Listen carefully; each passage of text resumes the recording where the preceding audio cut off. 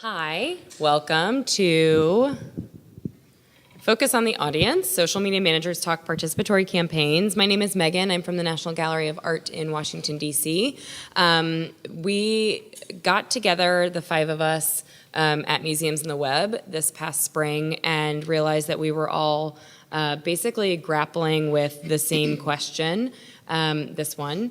And on my screen, it's in a beautiful pink slide designed by Sarah, and so I'm sorry that the color is not there.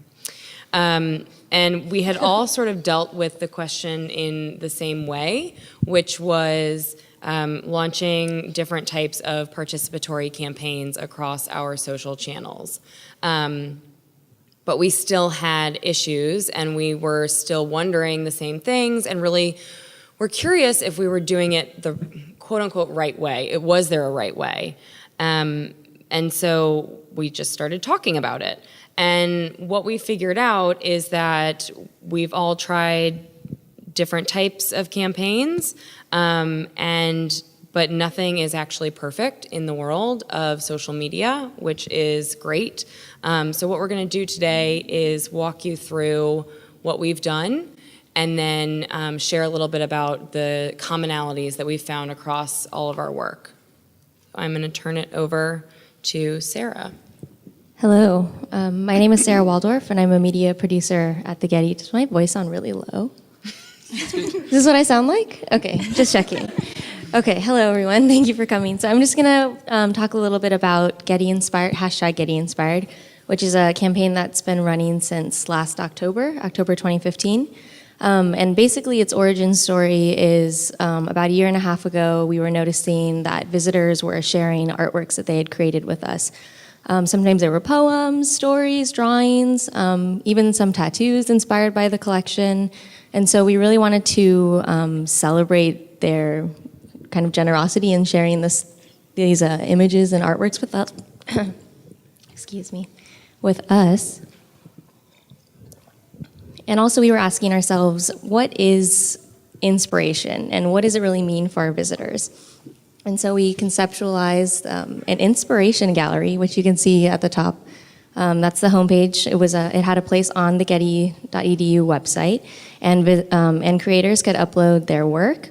They could also explore work of other visitors who had been inspired by things at the Getty. And some people even uploaded things inspired by just artworks in general. There was also a tab where you could use the hashtag GettyInspired, and your Instagram would be part of a larger feed.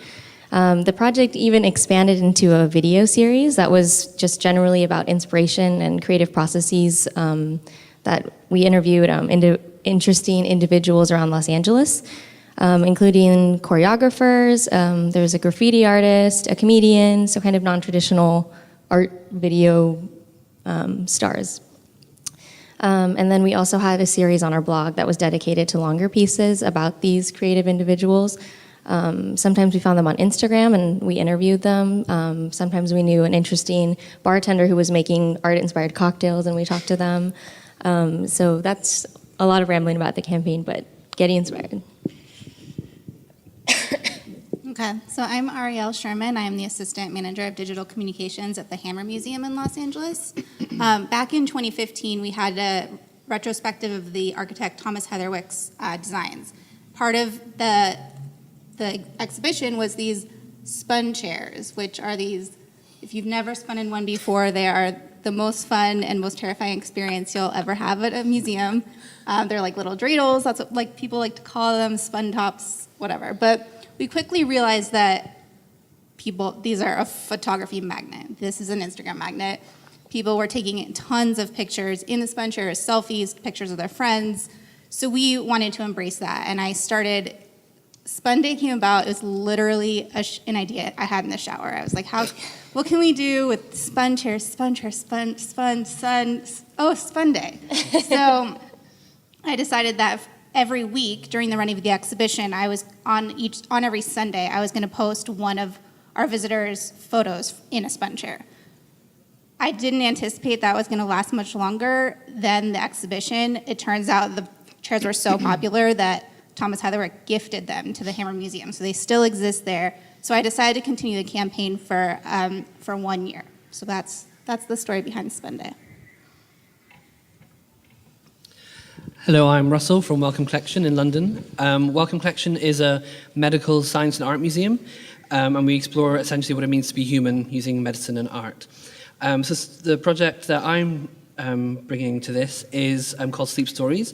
So I did a session about this yesterday, but this is slightly different to some of the other projects we've heard about in that we actively wanted our visitors to share particular stories on a certain topic with us for us then to transform in a certain way. And that way was through textiles. So essentially we asked our visitors to tell us their stories about sleep, whether that's sleepwalking, sleep paralysis, and so on. We then manifested those through embroidery, and then eventually that formed a quilt.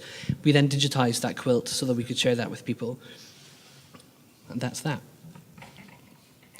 Hi, everyone. I'm Amy Fox. I'm the social media and web content specialist at the Smithsonian American Art Museum and the Renwick Gallery.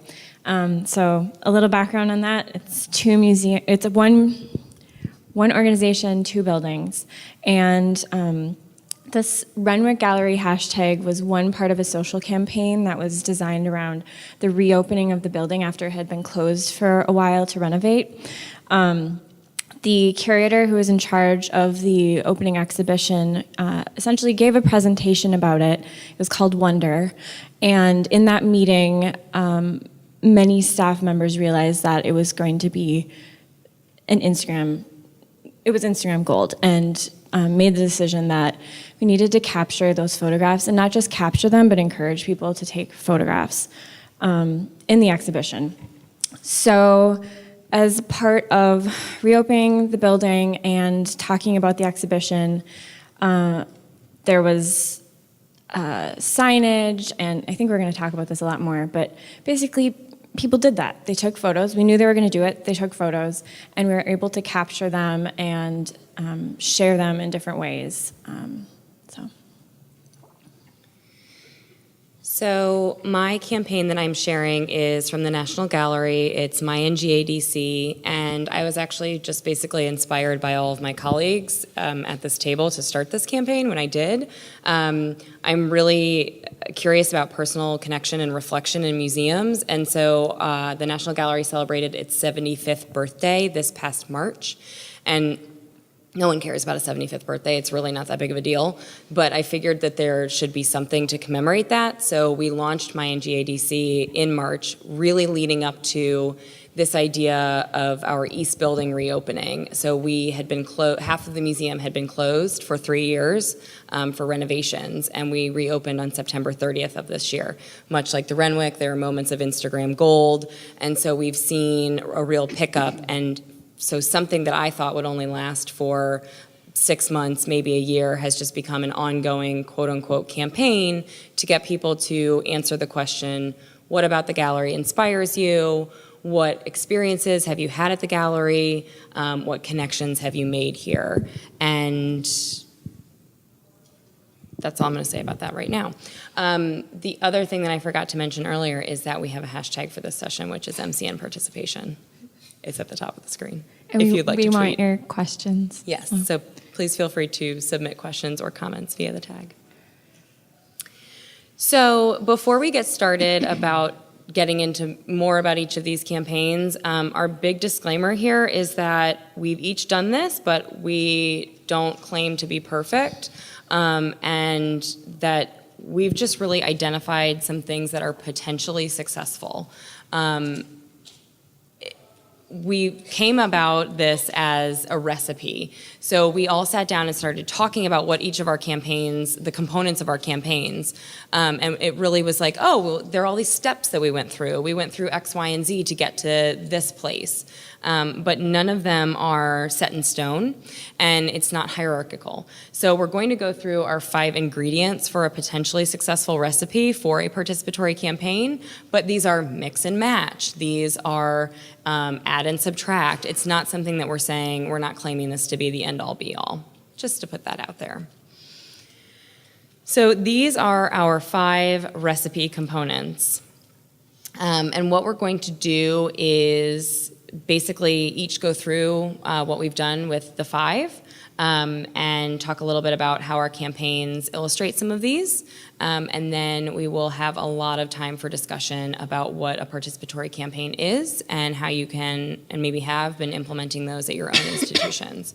So we want this to be pretty interactive towards the end of our session. So we will kick it off with cross-institution collaboration with a shared goal. Are we timing? Or should I just crack Oh, on? yeah. So we're giving ourselves, I think, 5 minutes? Yes, For- we're going to give ourselves time so that we don't go too crazy, because we all like what we do, and so we could actually talk about these for a really long time. So we're going to time it for 5 for each step. Cool, let me know when I can shoot. Go. Cool, so I'm going to kick off the cross-institution collaboration. And I'm doing that because actually collaboration was a really important part of our project. The idea came from me, and I sit in the digital content team at Wellcome Collection. But I brainstormed with some of my colleagues in the communications department. And then once we had the idea sort of nailed, we then went to our curator and we talked her through it, and she supported the idea, which is a very useful thing to have.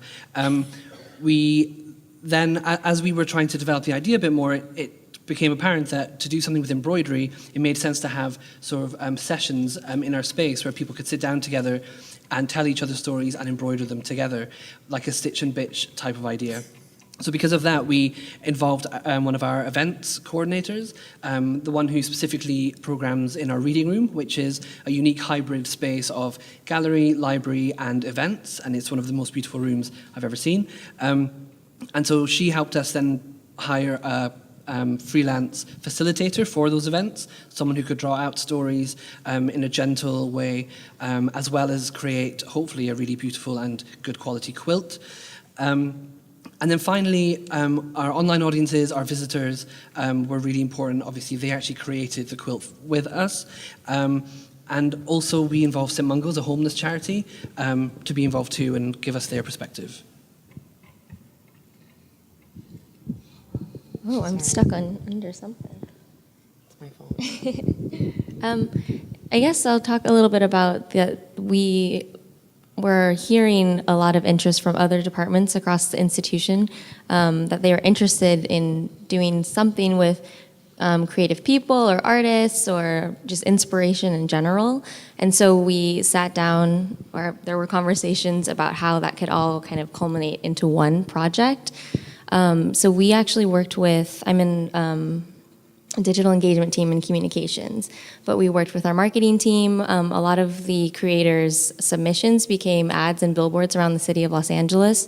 They became print ads, digital ads. We also had in the video series, we worked with curators to identify interesting people that they wanted to hear from in the Los Angeles community, and we reached out a lot to actually our staff to not only build the original seeds for the hashtag, because we didn't want to start with nothing in the hashtag, but also to get their feedback on people they knew. Like, we found out about this bartender who made awesome drinks because of communicating about this project early on. There's still time. I know. Something that we talked a lot about was this idea of a shared goal, and that was actually really difficult for me and our work. I'm a team of one, and it's interesting because I have to collaborate. Oh, have to. That was not good. I collaborate lovingly and excitedly with our press office, and the press goals for this campaign were wildly different than my goals, which were to increase connection and to get these stories from our visitors. And what I wanted to hear was why people love the museum. And what my press office wanted to do was get people to come to the East Building when it reopened. And for me, that wasn't a huge push. It's about getting people in the door, of course, but it's not necessarily, it wasn't my biggest concern. So when we were talking about this the other day, it really occurred to me that sometimes the shared goal is, it's there, and that's really, really important. And then sometimes you're never going to get to that place. And because I'm, at the end of the day, the one who's doing this by myself, it just really became about my goal, even though I was still collaborating with other people to get content produced. I think we were quite lucky that we all had separate goals. So the events coordinator was very much looking at how can she create really interesting events for our visitors. And of course, that was something that I wanted to facilitate too, but that wasn't the end goal for me, that it was part of a much wider project. So we all had our separate goals that all fed into an overall shared goal, which was really useful. Mm-hmm. Yeah. 5 minutes is a long time. I know. Anyone else? Anything about this? I mean, the main goal was that we were reopening this building, but a goal underneath that was to see what people thought of it and hope that people who we knew were going to take photos would share them with their friends. And so it was something that everybody across the institution worked together. I mean, designing social signage, figuring out the technology behind things. It's fine. We can move on. Not you, shut up. No, not you. The alarm. Figuring out the technology to support it because there's an on-site presence of all of the social posts. Researching how that was going to work. Support from the curators, support from the registrars. Making sure that we had the okay to encourage people to take photos. Everybody came together and worked together to make this happen. And there were smaller goals, but the main goal was something that really, I think, helped everybody get towards it. Okay, so the next step of this potentially successful recipe is to have people want to do what you're asking them to do. So I think my biggest takeaway is follow the lead of your visitors. With the best low-hanging fruit type of campaign can be inspired by your visitors. So with Spun Day, I saw this interest of the Spun chairs on Instagram, and I wanted to embrace that, and I wanted to celebrate that. The response was so great because we tapped into this interest that was already present. I think a lot of us on this panel, and probably a lot of you in the audience, have tried to do campaigns where you have this really great, innovative idea, and you think you're going to get so many responses because you're asking someone to do something so fascinating. But if people have to put too much thought or too much work into a response, they're not going to do it. So I think with Spun Day and some of these other examples, it was easy. All we asked is share your pictures with us. Tag the Hammer Museum in your Spun Chair photos, and we might repost them. And so that's why that campaign was so successful, because of the simplicity of it. And I don't think I've touched at all on why this exhibition was, we knew people were going to want to take photos in it. The entire building was filled with room-sized art installations. They were colorful, they were engaging, people could walk under in them. So there was a lot of physical engagement. Also, they were rather welcoming. They weren't, they were a little bit different from a lot of the artwork that had been in the building before. And we knew people were probably going to want to take photos. Most of those artworks are not in the building anymore, but because we use this hashtag and we have signage, people know that they can take photos in the building and that we want them to, and they do. But there was definitely a drop-off in the number of posts that we saw, but we knew people were going to want to do it, and people still want to. So, yeah. Our project is one of the ones that Arielle mentioned about being really complicated and asking people to do too much, and it's totally true. But we knew that from the outset. And what we actually ideally wanted people to do was to go to our website, download a PDF, print off the PDF, fill it out, take a picture or scan it in and send it back to us. So really easy, and we're not sure why not that many people did it. But during the course of the project, when it was very clear that the submissions were low, we opened it up much more, and people could just tweet them to us. They could just fill out a form on the website anonymously. They could do however they wanted, basically. They could get their story to us. The interesting thing for us was the response to the project was incredible online, and people were off their own back sharing it and talking about how amazing it was and that they couldn't wait to contribute and all of these amazing things, unlike any project we've done before. But the submissions online just didn't represent that. I think there's something about asking people for something quite quite intimate, maybe, to share that publicly, especially in a way that maybe requires them to do a bit too much. Yeah, I can echo that too. I sort of gave up my goal of asking for stories about 6 months in because people literally don't want to tell their story online. They just have no interest. So there was a shift from saying, tell me about what inspires you and take a picture of it and use the tag to share it, to just saying, just share what you want to share and use the tag. And it just becomes much more simple that way, obviously. I mean, we all do that anyways. So it was about understanding our audience and simplifying based on who they were and how they were reacting to the museum anyways. It was also very interesting for me to watch the shift of the works of art as people respond to the works of art in our West building, which is a very traditional neoclassical marble, white columned building filled with Western art, to our East building, which is an IMP designed, very edgy building filled with modern and contemporary art, to see the shift in behavior and see what people were actually posting, what they were interested in. And the interest is in our East building, and so we've capitalized on that, just because we know that that's what people want to look at. Yeah, and as we went on, we noticed, as I or other people were looking at the posts that people were creating, there was a lot of what you'd expect, like someone saying, I'm at this museum, this is what's happening. But people would invite each other in the comments or in their post. People would say, I came here specifically for this, or this is my first or second or third visit. So they were still taking photos of it and sharing it. And so it was supporting kind of our hopes, I guess. I'm sorry the timer keeps ending on you. I know. Yeah, and often I think projects are a little more successful when people have different ways that they can interact with the project.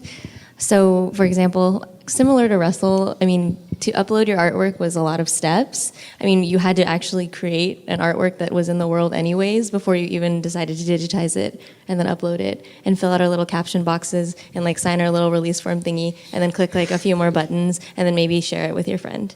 That's a lot of steps, and we're so grateful that people did that. But we also provided that Instagram gallery as kind of the easier way to participate with the campaign.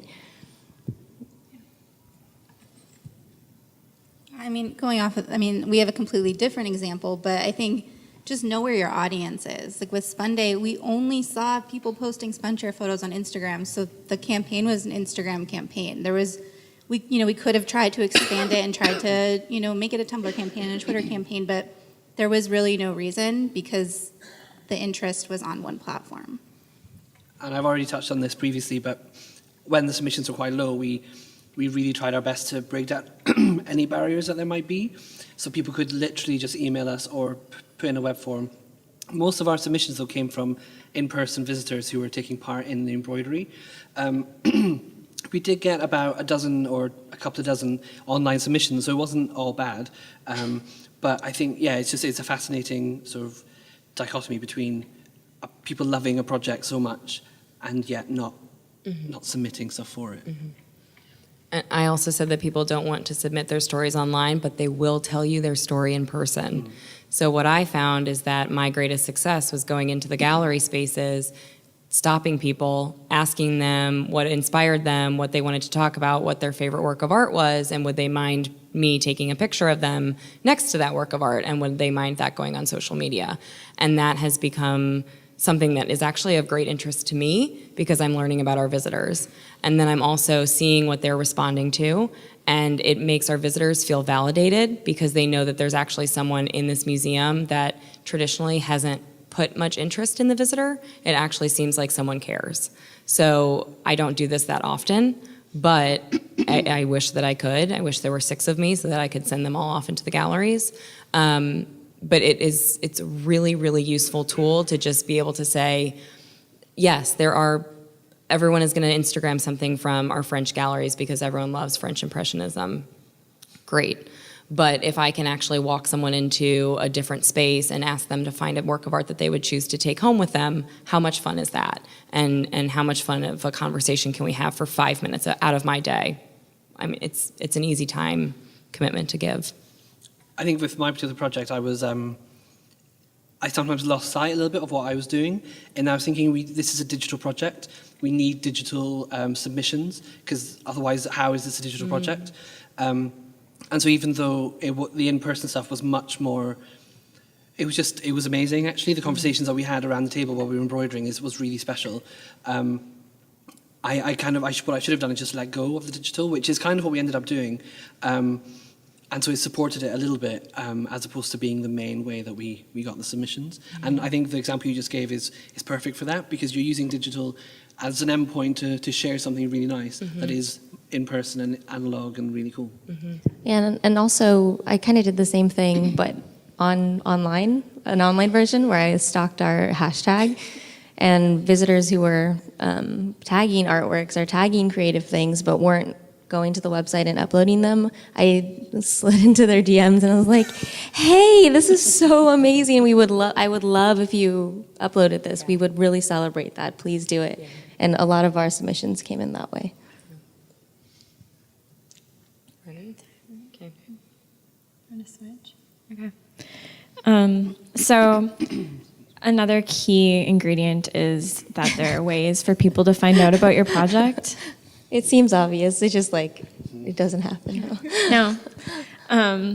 So I think I've mentioned this, but signage was really important, and a clear hashtag was really important. The Renwick Gallery, as part of the Smithsonian American Art Museum, does not have its own social media presence. It's listed in the description of all of our social media, but it's not in the name. So the clear signage told people, we want you to use this hashtag. It also said where they were. So it had kind of a dual purpose of if you were going to tag us online. And it was not just telling people what the hashtag was, but actually said photography encouraged. People got really excited about that. It was a really important, that wording was really important, and I think having different wording probably would have had a different effect. That actually became its own hashtag, and I think probably 90% of the posts on Instagram that use hashtag photography encouraged show something at the Renwick. So that was exciting as well. But we also have a screen in the museum that shows people's posts with a call to action that goes through the screen. That's all pulled in through a program called Tint. And kind of a sneaky thing about that is it searches for the hashtag, but we also can use geolocation. We can put in misspellings of the hashtag. We put in the name of the exhibition and a whole bunch of other search terms, not just hashtags, but actually words. And we're able to pull those in and feature them on both the screen in the museum and on our website. So you're in the gallery, you see a sign and a hashtag and a call to action. You're in the lobby, you see the screen with the result of that. You're on the website deciding whether you want to go, and you can see those posts, either a highlighted posts or all of them as they're scrolling past.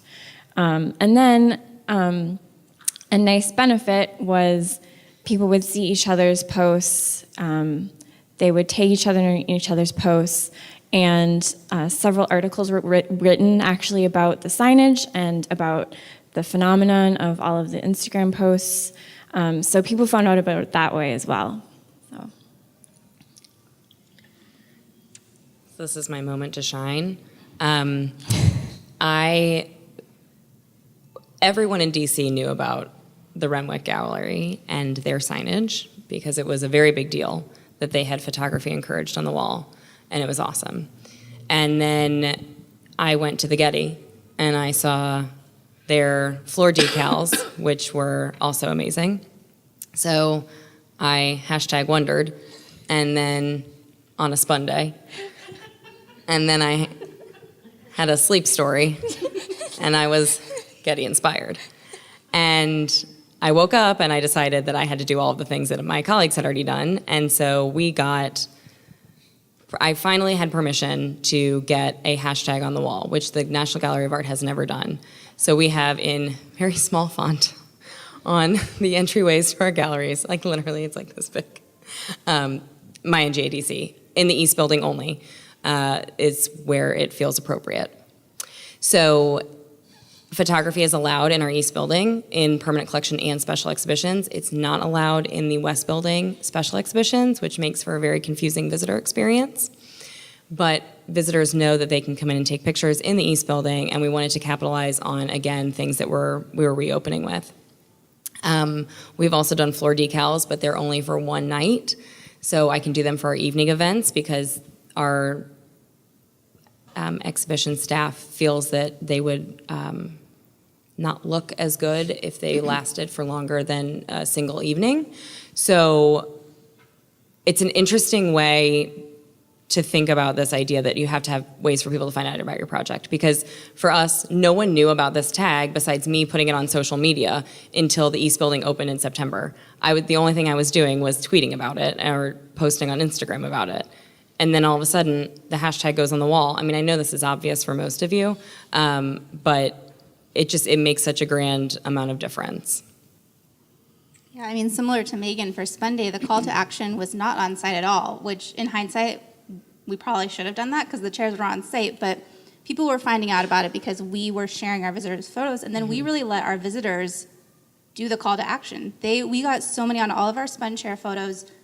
The comments were we had so many more comments on those pictures than any other pictures, people tagging their friends and saying, oh, we have to do this, let's go here, we have to do this. And then as people started to do that, more and more people started to share their own pictures of the Spun Chairs. So the call to action was all online, but we really put it in our visitors' hands. I think this is quite a different sort of angle, I guess, but for us, we decided for the embroidery events not to publicise those at all. So we literally just sat in the reading room and did some embroidery.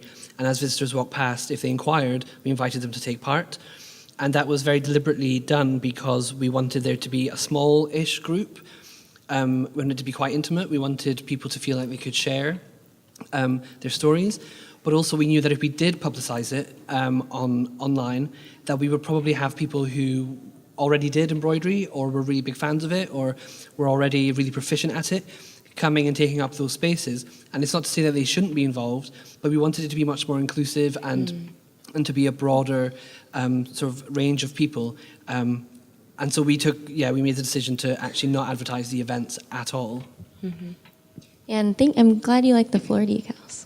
I love the floor decals. They were like more of like a symbolic win. Like it was so beautiful for us. So many emails saying, please, can we have something that looks like this with an image of your floor decals?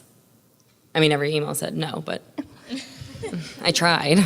Well, it was a really big win for us too. Yeah. It was one of the first times we had a hashtag that was contributing to a larger project, like on site and not just like on a tiny stanchion at an event or like at the bottom of a flyer, like in 0.4 font that maybe you're going to turn the flyer over, but probably not. So that's good for where the hashtag goes. But the hashtag was actually on the tram, because at the Getty you have to go up a little tram to get to the top of the hill where the museum is. It was on the windows. It was on the floors. We consciously watched visitors and thought about where they would be standing around, where they would be taking pictures. All the viewpoints had signage on the floor. It said, inspiration point, like if you're inspired here, check out this campaign, check out the gallery. In line for the cafe, because we know you're checking your phone then. We just were conscious about where people were standing around, and it was just so symbolic for us to be like, please, we would like to hear from you, versus so many messages I think that you receive at the Getty are like, shh, and quiet, and don't do that thing, and it's more angry, and we wanted it to be a friendlier kind of reception. Yeah, and that's I think what we were really trying to tap into as well, is this idea that this museum can be a community space. It can be a space for you. It is a space to find inspiration, to have an experience, and how can we support that? And so again, it's not radical, but it's just for a large bureaucratic formal institution, it was really hard for us to get beyond the idea that that we would welcome visitors in that way. Another thing that I wanted to mention was Amy was talking about her language choice for photography encouraged. We have photography allowed on our walls. That's what we've now decided to use. And it was a very conscious choice to say allowed, not encouraged. And we looked to the Renwick as an example, but allowed felt more like the gallery than encouraged did. I mean, it's so interesting to start thinking about what your museum's voice is. For me, saying photography allowed that's not really a welcoming, open-armed, please do something here. Saying photography encouraged, it's like, yes, come in, we want to see what you're doing. I think that's really hard. Yeah, and I didn't mention this, but the call to action on the screen actually says, please share your photo. I'm not exactly sure what it says, but it's not the same as what's on the wall.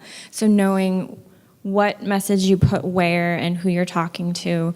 But as I said, yeah, I think the encouraged really, people take photos of the sign. There are hundreds of photos of this sign. And and sometimes that's the only thing they post. So we're encouraging them to take photos, but that's the one Instagram that they choose to post. That's how powerful it is to them. Yeah, no, exactly. It's especially whether you're new to a museum, and we had a lot of first-time museum visitors, or a lot of first-time art museum visitors, or whether you've been going for years, that's special, and you want to say something about it. Yeah. So our last element of the recipe is a good example for me to kick off because I didn't have this, so this is why it's important to realize that you can add and subtract, and some of these don't exist for most people.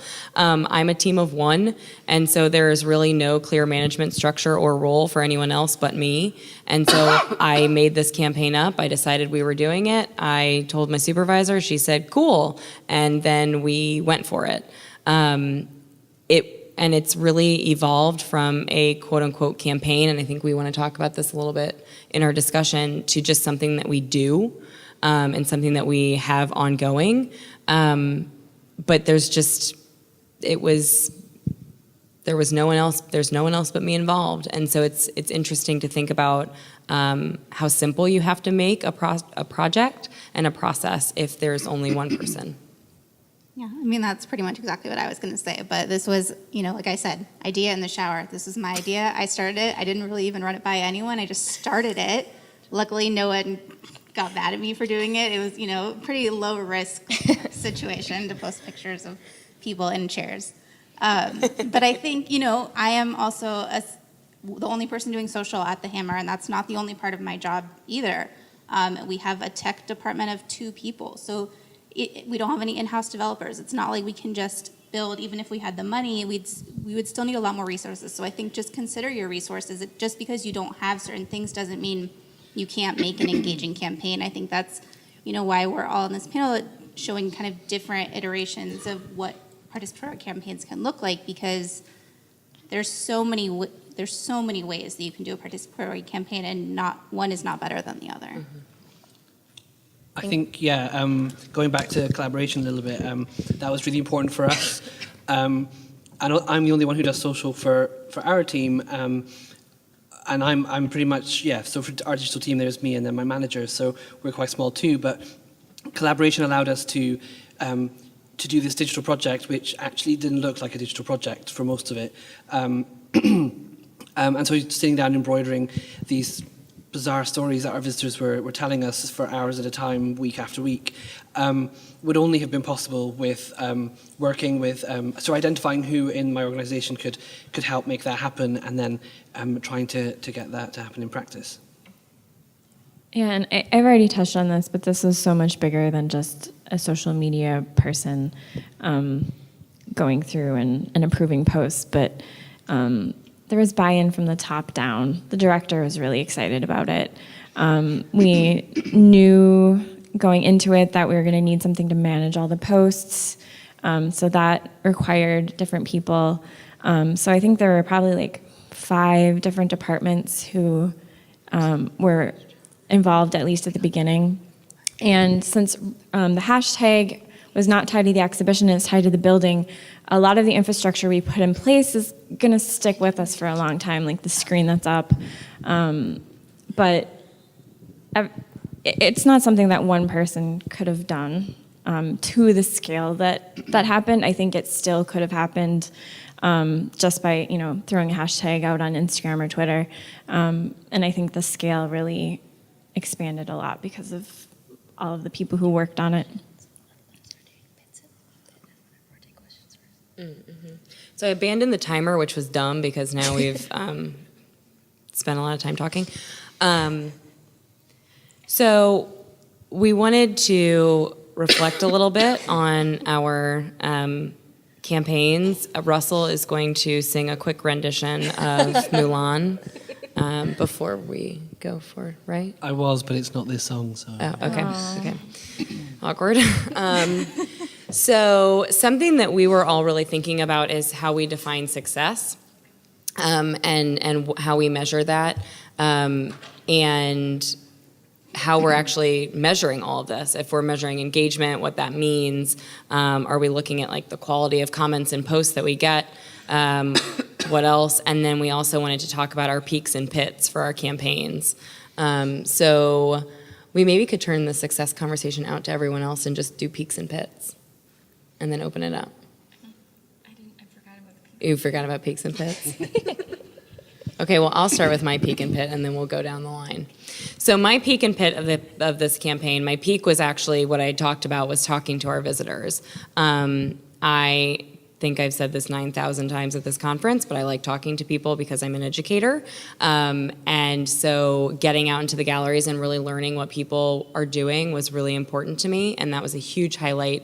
The pit was not seeing people do what I wanted them to do on social media, and I was really irritated with that. And so that was something that I just had to get over it. I think the other pit is that I'm not more than one person, and wanting to make this something much larger than it actually could be because I don't have any support was frustrating. I guess I'll go pit and then peak to mix it up. I guess reflecting on this and then thinking about actually the last point about, what was our last point? About the team? Yeah, so clear roles. So we had a core team of 6 people who were working on this up until the launch. And then after the launch, it was about maybe 2 or 3 of us who were left kind of for the rest of the campaign. And what I really wish we would have done is talked about kind of embracing the whole team mentality, but maybe having checkpoints along the way throughout the year, because it kind of just became like suddenly we're swimming alone, like we had built this thing with a bunch of people and we were really excited about it, and then we kind of lost momentum, and then we were swimming out in the ocean, just 2 of us, and then sometimes 1 of us, and then 3 of us were there, and then 1 of us again. And I kind of wish we had defined our roles deeper into the project. I think it would have helped kind of kick away some of that mustiness that happened towards the end. And then my peak, also connecting with visitors, no surprise potentially. Let me see if I can think. Tristan? Or what is his name? Danook? No, the baby, the 8-year-old that drew the picture. Trevor? Trevor. We had a lot of amazing stories kind of come through our doors. And because anyone who submitted to the website, we would send them an email with their live page posted, and we received back so many lovely, gracious emails. It was just such a pleasure to read kind of like an email from a visitor that's so personal to you. And one of my favorite stories is, so we had a painting by a guy named Danook. He's in college. He's not even studying art. He's studying communications. And he uploaded it to Getty Inspired, and we found it. We loved it. We asked him to submit it, so we did. And then our marketing manager loved his painting so much that she put it on a billboard and put it in a magazine ad. And that painting that he had made because he was inspired by a JMW Turner exhibition had actually decided to make him switch back to oil painting to paint every week. And I don't know, he's going to grad school soon. He changed his Instagram bio to artist. So I think we really impacted his journey, I'd like to think. Okay, I can't compete with that.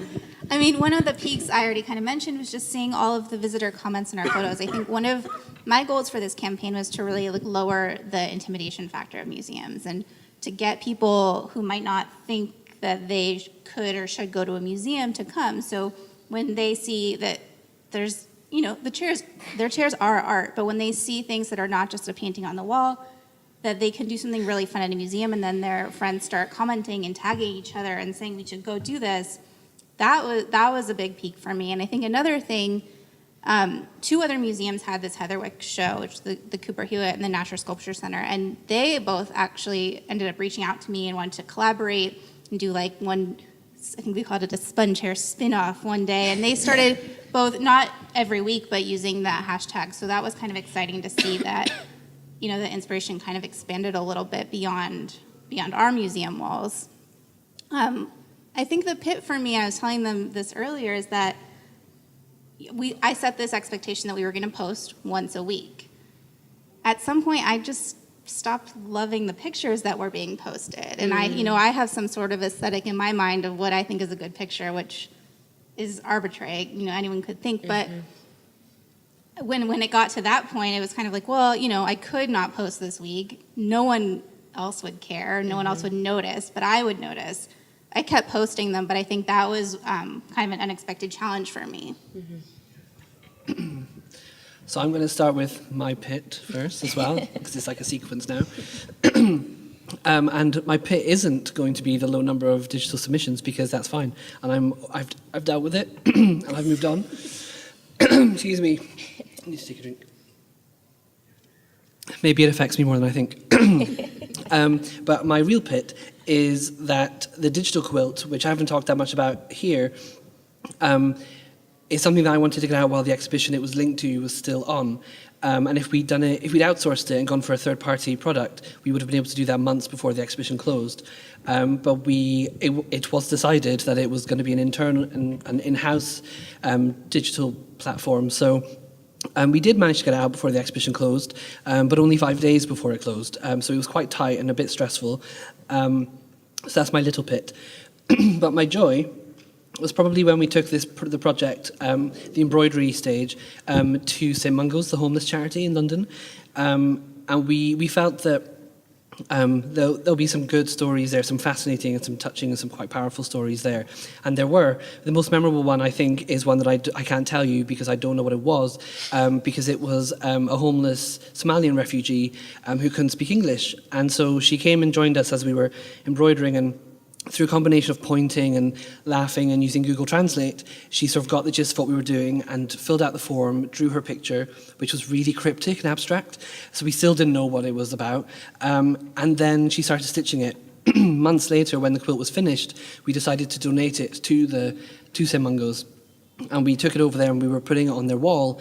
And she came over all excited. And when she saw that her piece had been included, she started to cry. And when I thought back months previous, when I was thinking, what can we do to something silly and fun on social media or whatever to link into this exhibition, and then you see that you touch someone's life like that, you just think, oh, that's not what I expected to get out of this project at all. How do I follow that? Which I didn't touch on this earlier, but I joined Sam after this opened and after the project started, and my peak was being dumped into thousands and thousands of social media posts of people talking about their experiences. And it was probably the most wonderful way to get to know my audience, talking to them, seeing people. There was a person who actually, from what we could figure out from her Instagram post, flew to DC, and as soon as she got off the plane, went straight to the Renwick. And we later found out she was a flight attendant, so it wasn't that big of a deal that she flew to DC. But it was still, she made that decision. I'd say a pit is, it was a little overwhelming how many posts there were, and I would have liked to have been able to approve more. We manually approved everything. So that was a really big challenge. I wasn't able to, originally hoped that I could comment on every post. That would have been physically impossible. It wasn't possible to even put them all up on the screen because they would have been flying by like this. So that was really disappointing. So. Okay, so we have a few minutes left, and we'd love to open it up to the floor and you and your gifts. Sorry. And talk about what you guys might have done. If anyone has any questions for us, we're happy to take those. And really, I think what we all ended up with after having multiple conversations about all of our campaigns is this larger question of, do participatory campaigns have value? And that's a big question to answer in 6 minutes. So I don't think that we have to do that, but it's something that I know I'm noodling on, and I'm just really curious to know if anyone might have thoughts on that. We can, One of this those. one. Oh, that was the only one, okay. He's semi-raising his hand. Hi, I'm Zach Fowler, Community Coordinator at the Oklahoma City National Memorial Museum.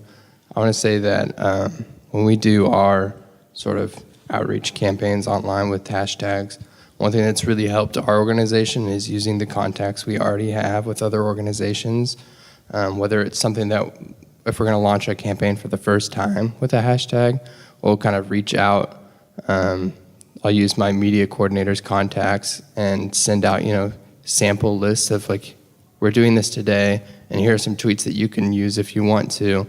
And it's kind of nice because then you're reaching all their audience. So a lot of journalists were tweeting about it, and a lot of other big corporations within our city were tweeting about it. And it's just a good way to kind of get a really jump start to your campaign. Yeah, something that is really of interest to me is just partnering with community organizations more. And I know that, Russell, you touched on this. We don't do that enough at my museum, and I feel like this is such a good moment. Participatory campaigns are a good moment to think about what community organizations are out there, who has the same message, how could you tap into that? I feel like we use the word community all the time. I'm going to reach out to my community. I want my community to come to the museum. Well, what does that mean? I mean, I think that that's, it could be a variety of groups that you're looking at and a variety of people that you want to actually visit. So thinking about true partnership is good. One thing that I run into a lot in my organization is the desire to do something participatory as a means of a contest, which is something that I don't like doing. Just a contest in general, I just like, it sort of cheapens social media in a lot of ways to be like, oh, let's do a contest on the internet. Like, people like those. My question is, how do you sort of avoid that mentality when you're just like, no, we just want people to do interesting things and we're going to be happy with that. They don't need to like win free tickets or something. I'm not allowed to do contests, so it's easy. We can't, as a federal institution, we have to have things open and free for all. So my life is simple. Well, we've actually tried a few kind of small things like book giveaways. It's not quite a full-fledged contest, but I will say that people didn't care that they could comment and get a book. They didn't seem like, oh wow, the Getty's so generous. They're like the Getty's so amazing. Like I get to comment on their photo and like maybe get a book. It just wasn't worth it to them. And I think maybe you can make the argument that is that activity or a gesture something that people would even not find offensive. Oh yeah, I mean, I've made this clear to everyone in the Yeah. organization. I hate contests. I think they're a waste of time. I don't understand why anyone would want to do them. They're a mess to organize, but Yeah. it's like, let's have a hashtag and make a contest, and then like we'll be doing social media right. It's just like, I don't understand it. I think I would like just to weigh in on that, and as well as being a museum and some other things, we're also a publisher. And so when we do have a new book being published, our publishing arm does have a separate Twitter account, but they will do if you want to win a copy of this book. And the difficulty we have is that everything we do is free. All of our events, all of our exhibitions. So we don't have anything to offer people, really, because they can have it all anyway. But when we publish a book, we will do something hopefully quite fun, and we get a lot of people entering those competitions, but they're very small-scale things. But I think yesterday after my talk, actually, Caitlin Kearney tweeted me asking about that sort of reward concept of asking people in participatory projects, what do they get out of it? What is their motivation? And for this project, I hope that being able to share your story and it being featured on a real-life quilt might be, hopefully that's enough of a draw to participate. And it was in person and for some very few people online. But we've worked with agencies before who've been like, no, you need to do giveaways, and every submission gets like a free coffee, and we're just like, no, that's just not how we do it. And so we generally just say, we just do our participatory projects under the guise of, this is an interesting thing, hopefully for you to do, and if you take part, that's lovely, and if you don't take part because there's nothing in it for you, then I guess that's for us to think about. Thanks for sharing, guys. I'm really curious. I would love to do a participatory campaign, but I also wonder, how do you guys moderate or deal with trolls when you launch these campaigns? I think if I do something on our channels, and if my other Smithsonian institutions support us, we have to deal with uniquely racist trolls. So I'm also hesitant to do stuff like that. So I would love to hear any tips or tricks that you guys have for moderating.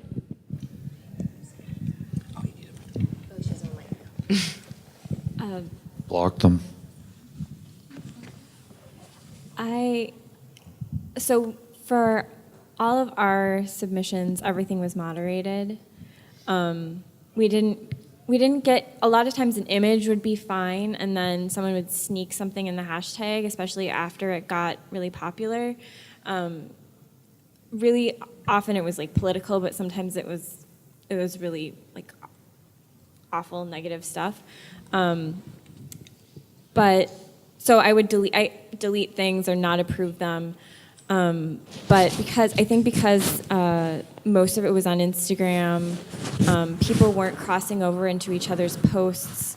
It was a little bit different, but I think definitely moderating everything and taking the time and baking that in and knowing that you can like delete people or ban them, and making sure that you're reading everything in case someone's sneaking something in was really key for us.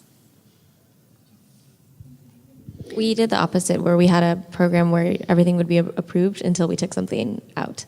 So, which, I mean, we didn't get many bad things.